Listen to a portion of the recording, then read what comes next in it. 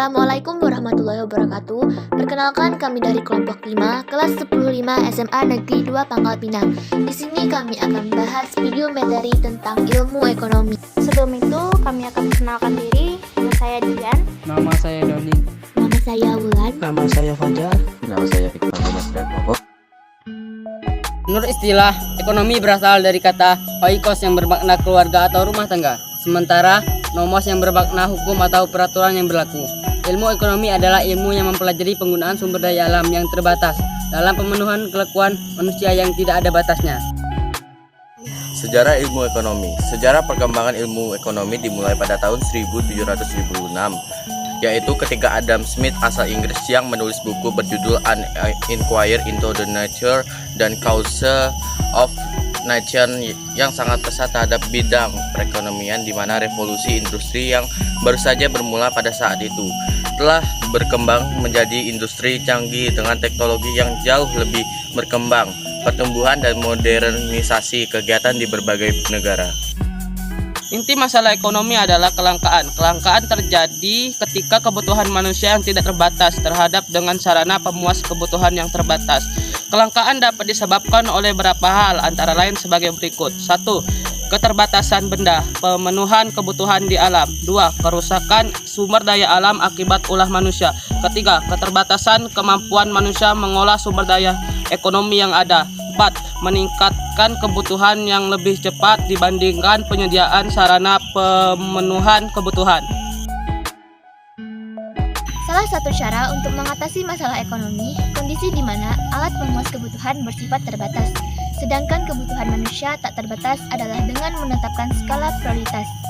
Kebutuhan yang lebih penting harus didahulukan pemenuhan kebutuhannya daripada kebutuhan yang lainnya. Sebagai contoh, perhatikanlah ilustrasi dan tabel berikut ini. Skala prioritas tersebut, Cindy dapat memenuhi semua kebutuhannya dalam 1 minggu itu. Skala prioritas kebutuhan dapat digambarkan melalui peraga berikut ini. Prioritas 1, kebutuhan primer dan kebutuhan sekarang. Prioritas 2, kebutuhan sekunder dan kebutuhan masa datang. Dan selanjutnya dilanjutkan dengan kebutuhan tersier. Dalam rangka memenuhi kebutuhan, hendaknya kita juga melakukan pengelolaan uang dengan baik. Langkah-langkah yang dapat dilakukan untuk mengelola uang dengan baik adalah antara lain sebagai berikut. A. Membuat pembukuan keuangan. B. Memonitor dan mengevaluasi keuangan secara keseluruhan. Dan C. Membiasakan diri menabung sejak dini.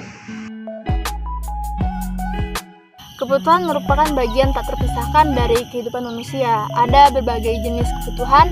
Jenis kebutuhan itu dapat dikelompokkan berdasarkan hal berikut. 1.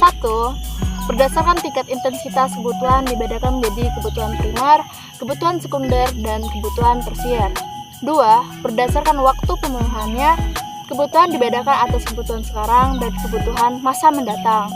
Yang ketiga, berdasarkan sifat pemenuhannya, kebutuhan dibedakan atas alat pemuas kebutuhan jasmani dan kebutuhan rohani. Nomor 4, berdasarkan subjek yang membutuhkan kebutuhan dibedakan menjadi kebutuhan individu dan kebutuhan umum. Untuk memenuhi kebutuhan manusia diperlukan barang dan jasa. Barang adalah alat pemenuhan kebutuhan manusia yang mempunyai bentuk fisik. Sementara itu, jasa adalah alat pemenuhan kebutuhan yang tidak berbentuk, tetapi bisa dirasakan manfaatnya. Salah satu cara menentukan pilihan yang tepat untuk menetapkan alternatif yang paling menguntungkan adalah dengan mempertimbangkan biaya peluang.